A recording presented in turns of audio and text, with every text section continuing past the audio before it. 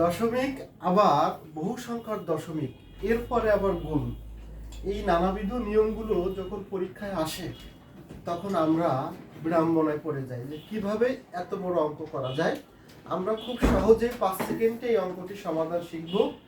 এই কোয়ালিটির শত শত অঙ্ক আপনারা সলভ করবেন। তাহলে দেরি না করে আমরা চলে আসি। দেখেন আমরা এখানে দেখছি 0.4 রয়েছে, 0.02, তারপর 0.08, এখানে 3টা অঙ্ক রয়েছে। এই 3টা অঙ্কের আবার একত্রে গুণফল। এখানে প্রথম যেটা সেটা হলো আমরা ডিজিট গুলো আলাদা করব। জাস্ট ডিজিট কি আছে, 8 আছে, 2 আছে, 4 আছে। তাহলে 4 গুণ 2 গুণ 8। আমার প্রথম কাজ হলো ডিজিট গুলো আলাদা করা। করলাম।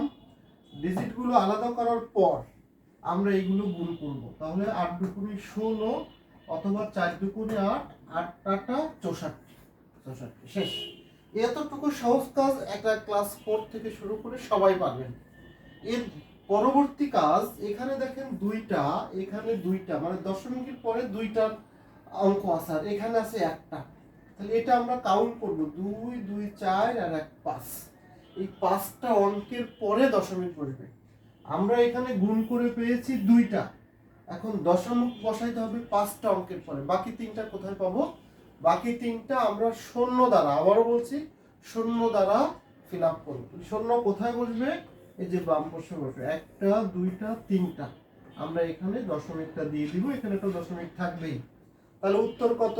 উত্তর হলো আমাদের 0.0064।